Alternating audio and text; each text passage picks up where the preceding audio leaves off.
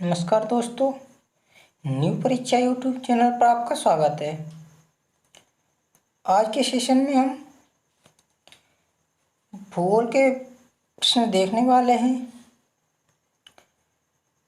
पिछले दो सेशन में हमने भूगोल के प्रश्नों को देखा, वैसे ही आज हम भूगोल के प्रश्न देखेंगे। सभी पूछे हुए प्रश्न हैं और आने वाली परीक्षाओं के लिए सभी महत्वपूर्ण प्रश्न हैं। देखेंगे ज़रा एक बार गौर से, अच्छे प्रश्न हैं। चलिए बिना देर करते हुए आप चलते हैं। प्रश्न नंबर पहला, ब्रह्मपुत्र नदी तिब्बत में किस नाम से जानी जाती है, ये पूछा गया है। ऑप्शन ए है पद्मा, चकमुडु, हिमजू, सांगपो। इसका आंसर है सांगपो। ब्रह्मपुत्र नदी सांगपो के नाम से जानी जाती है और इसी नदी को असम में दिहांग के नाम से जानते हैं। दिहांग के नाम से जानते हैं। यह तिब्बत में मानसरोवर झील के पास से निकलती है। तिब्बत में मानसरोवर झील के पास से निकलती है दोस्तों, याद रखना है। मानसरोवर पूछा जाता है और ये बंगाल की खाड़ी में गिरती है। बंगाल की खाड़ी में ये गिरती है। इस नदी को बांग्लादेश में जमुना कहा जाता है। जमुना कहा जाता है बांग्लादेश में। आइए बात करते हैं हम गंगा नदी को बांग्लादेश में पद्मा कहा जाता है। जो पद्मा ऑप्शन है पहला, इसको हम देख लेते हैं। गंगा नदी को बांग्लादेश में पद्मा कहा जाता है, इतना आपको याद रखना है। और ये मानसरोवर से निकलती है, ये सांगपो नदी। और याद रखना है आपको, सिंधु नदी भी मानसरोवर से ही निकलती है। बहुत बार पूछा गया है। चलिए अगले प्रश्न पर चलते हैं।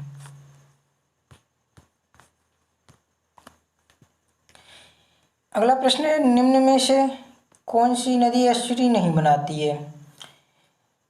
यानी इसमें पूछा गया है कौन सी नदी ज्वार भिद नहीं बनाती है, एस्चुरी नहीं बनाती है। नर्मदा, ताप्ती, मांडवी, महानदी। तो इसका आंसर है महानदी। आपको बताना चाहूँगा दोस्तों, नर्मदा, ताप्ती और मांडवी नदी एस्चुरी बनाती हैं। नर्मदा और ताप्ती नदी दोनों की दोनों खंबात की खाड़ी में गिरती हैं। खंबात की खाड़ी बोले या अरब सागर, दोनों नदियाँ खंबात की खाड़ी या अरब सागर में गिरती हैं।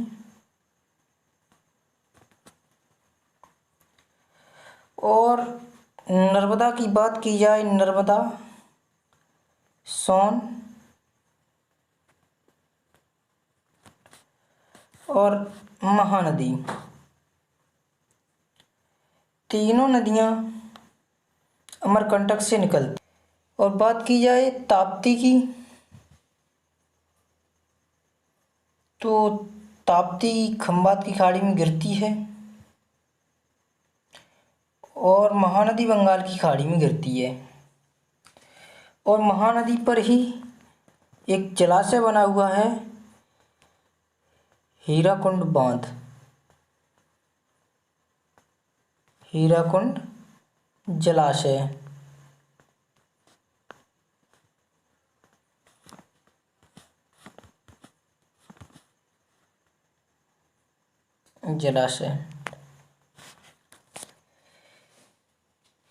और ये मांडवी नदी की बात की जाए तो ये गोवा में बहती है। कहाँ बहती है? गोवा में। गोवा में बहती है और ये गिरती है जाके अरब सागर में। ये अरब सागर में गिरती है दोस्तों। तो अगले प्रश्न पे चलते हैं। पूछा गया है अपनत्य और अविनित अविनति का संबंध किससे है। पूछा गया इसमें मोड, भ्रंश, परिघटन, मेगापोलियन कास्ट मेगापोलियन कास्ट। तो इसका आंसर है मोड। मैं आपको बताना चाहूँगा जब चट्टानें क्षैतिज या स्पर्शरेखी बलों के द्वारा एक दूसरे पर प्रभाव डालती हैं और बलन की क्रिया के द्वारा शिखर एवं द्रोणी का निर्माण करती हैं। मान लीजिए आप या तो शिखर बनाती हैं या द्रोणी का निर्माण करती हैं।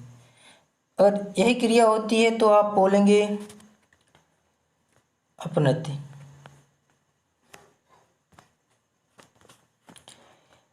इस क्रिया को बोलते हैं अपनति।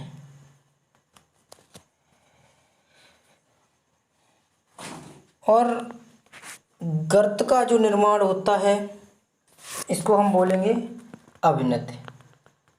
अगर गर्त का निर्माण हुआ तो हम अविनति बोलेंगे।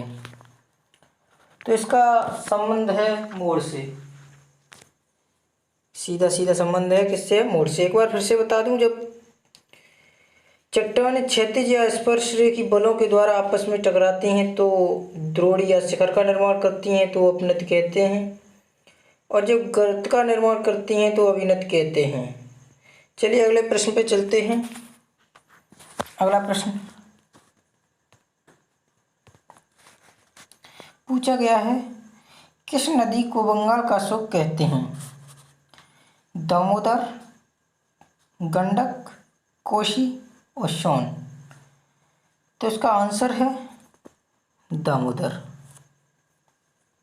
दामोदर नदी को बंगाल का सुख कहते हैं। और ऑप्शन 2 पे नज़र डालिएगा जरा। गंडक, यह नदी बंगाल और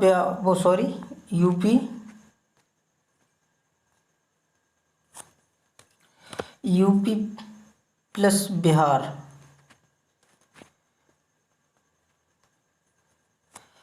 की सीमा का निर्माण करती है और पटना के पास आके गंगा में मिल जाती है। पटना के पास गंगा में मिल जाती है और ये उत्तर की तरफ से मिलती है गंगा में।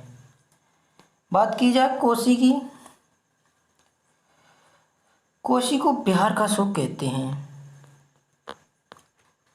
कोसी को बिहार का सुख कहते हैं। ये गंगा में ये भी मिलती है और उत्तर की तरफ से मिलती है। कोसी नदी सबसे अधिक रास्ते बदलने वाली नदी है। कौन सी सबसे अधिक रास्ते बदलने वाली नदी? कोसी नदी सबसे अधिक रास्ते बदलती है। और बात की जाए सोन, तो यह अमरकंटक से निकलती है। चलिए अगले प्रश्न पे चलते हैं।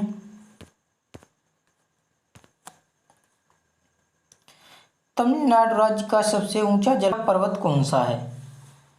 तो आपको आंसर बता दूं, इसमें तोदा बेट्टा आंसर है, जिसकी ऊंचाई है 2636 मीटर। लेकिन आपको बताना चाहूँगा अन्नामलाई की पहाड़ियाँ, ये अभी बाद में बता देंगे हम। तोदा बेट्टा जो है वो नीलगिरी पहाड़ियों की चोटी है, हाईएस्ट पीक। नीलगिरी पहाड़ियों की हाईएस्ट पीक है।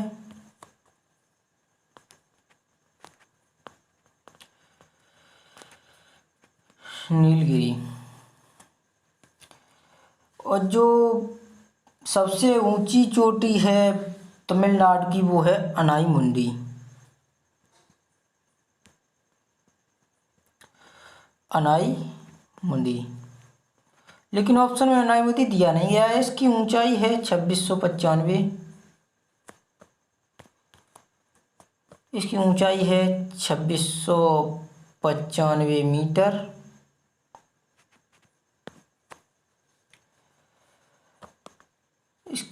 चलिए देखते हैं धूपगढ़। जो धूपगढ़ है वो सतपुड़ा पर्वत श्रेणी की सबसे ऊंची पर्वत चोटी है, सतपुड़ा की। और महेंद्रगिरी की बात की जाए तो यह पूर्वी घाट का सबसे ऊंचा पर्वत है।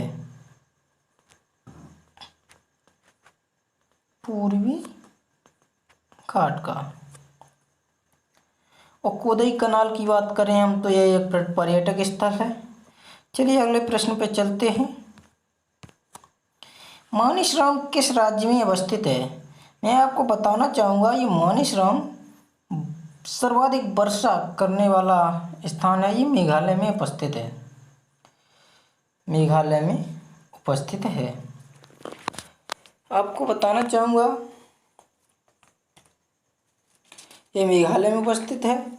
और ऑप्शन दिए गए हैं मिजोरम, मणिपुर, सिक्किम। इसी राज्य में, मेघालय में सबसे अधिक वर्षा पहले होती थी चेरापूंजी में।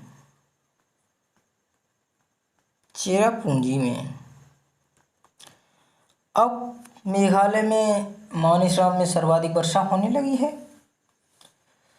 तो बात करते हैं मेघालय की। तो मेघालय की राजधानी है शिलांग। मेघालय की राजधानी है शिलांग। और गारो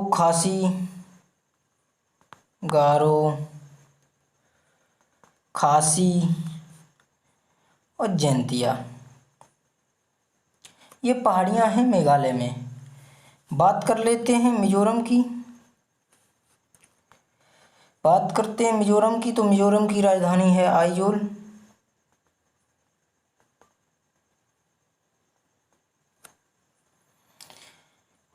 और मिजो पहाड़ियाँ पाई जाती हैं। मिजो पहाड़ियाँ पाई जाती हैं। और मिजोरम में एक नीला पर्वत भी है जो सबसे ऊंचा है। मिजोरम का सबसे ऊंचा है नीला पर्वत। नीला पर्वत है, इसकी है 2164 मीटर लंबाई है, ऊंचाई है, सबसे ऊंचा है। चलिए मणिपुर पर देख लेते हैं।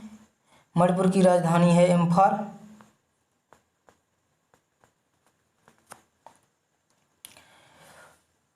और मणिपुर में लेमातोल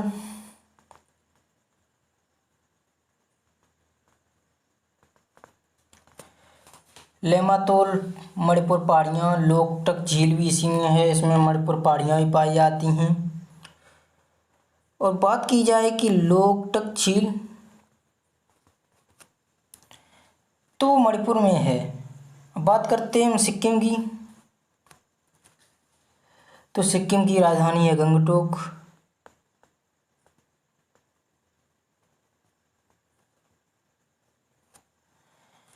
और भारत में अवस्थित, आपको बता दें सिक्किम में एक चोटी है जो भारत में अवस्थित सबसे ऊंची चोटी है भारत में, कंचनजंगा। कंचनजंगा है जिसकी ऊंचाई है 8598 मीटर। वैसे तो भारत की सबसे ऊंची चोटी केटू है जिसकी ऊंचाई है 8611 मीटर।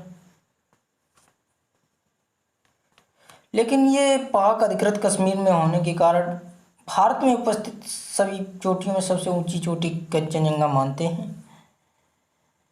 और सिक्किम की बात की जाए तो जनसंख्या की दृष्टि से सबसे छोटा राज्य है। जनसंख्या की दृष्टि से सबसे छोटा राज्य। चलिए अगले प्रश्न पे चलते हैं। हिमालय की श्रेणी में कौन प्राचीनतम है? पूछा गया है कि हिमालय की ये श्रेणी है उसमें कौन प्राचीनतम, तो आंसर है आपका बृहत हिमालय। बृहत हिमालय। और सबसे नवीन है शिवालिक। ये कैसा है? नवीन। नवीन है। चलिए अगले प्रश्न पे चलते हैं। भारत का एक राज्य जिससे होकर कर्क रेखा गुजरती है, आपको पहले भी कराया गया ये क्वेश्चन, तो आपको बताना चाहूँगा इसका आंसर है झारखंड, और 8 राज्यों से होकर गुजरती है। कौन से हैं? गुजरात, राजस्थान,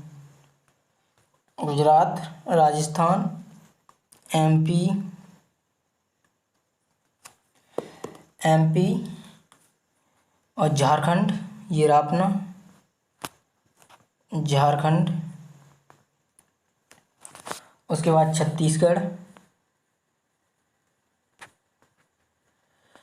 मैं सब कुछ लिख नहीं सकता हूँ, कृपया वाणी पे ध्यान दीजिएगा। छत्तीसगढ़, पश्चिम बंगाल,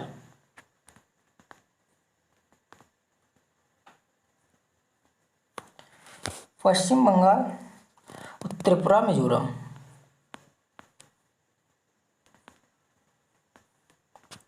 मिजोरम।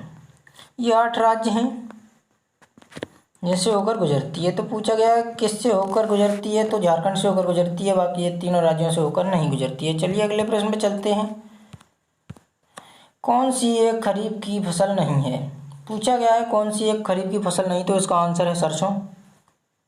सरसों खरीफ की फसल नहीं है, सरसों रबी की फसल है। रबी की ऋतु में बोई जा रबी की फसल है ये। मैं खरीफ की फसल बताना चाहूँगा, मक्का,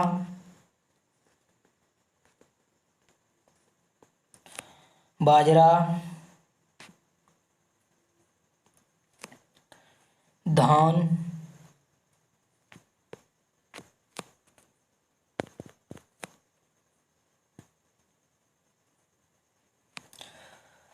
ज्वार भी है, और मूंगफली।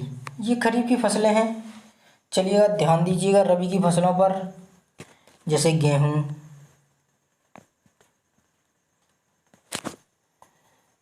है, सरसों है, जौ है, चना है, मटर है, और भी हैं। अक्सर कर इसी में से पूछ लेगा। और देख लेते हैं जो जायद की, जैसे ककड़ी है, खीरा है,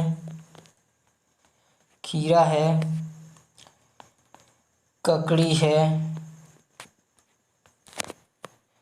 लौकी है, कद्दू, और भी हैं। चलिए अगले प्रश्न पे चलते हैं। पृथ्वी के गर्भ में दूसरी सबसे ज़्यादा पाई जाने वाली धातु कौन सी है? पूछा गया है पृथ्वी के गर्भ में जो धातु भूपटल पर दूसरे नंबर पर कौन सी पाई जाती है, तो इसका आंसर है लोहा।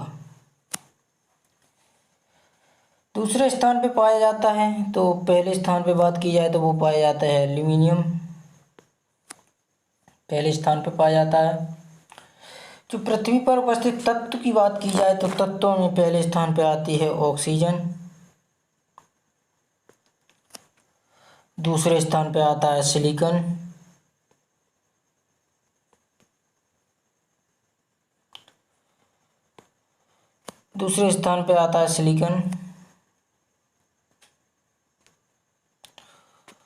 और तीसरे स्थान पे आता है एल्यूमिनियम। क्या आता है? एल्यूमिनियम। और चौथे स्थान पे आता है लोहा। पांचवें स्थान पे आता है कैल्शियम, और छठवें पे आता है सोडियम। सॉरी Na होगा ये, सोडियम का Na होता है। और पोटेशियम आता है उसके बाद, के पोटेशियम। मैं आपको फिर से बताना चाहूँगा, पृथ्वी पर उपस्थित तत्वों में पहले स्थान पे आता है ऑक्सीजन, दूसरे स्थान पे आता है सिलिकॉन, और तीसरे स्थान पर आता है एल्यूमिनियम। तो दूसरे स्थान पे आता है सिलिकॉन या सिलिकॉन कहते हैं आप, और जो तीसरे स्थान पे आता है वो आता है एल्यूमिनियम, और चौथे स्थान की बात की जाए तो चौथे पे आता है लोहा। और पांचवें स्थान पे बात की जाए तो आता है कैल्शियम। इतने में से ही पूछ लेगा आपको, ज़्यादा से नहीं पूछेगा। कैल्शियम। आज का सेशन यहीं पे समाप्त करते हैं। अगर हमारा सेशन अच्छा लगा तो प्लीज़ लाइक करें, शेयर करें और सब्सक्राइब करना ना भूलें। सब्सक्राइब करने के बाद बेल आइकन प्रेस करें, जिससे कि आपको मेरी आने वाली सभी सेशंस की वीडियो उपलब्ध होती रहे, नोटिफिकेशन मिलता रहे। धन्यवाद।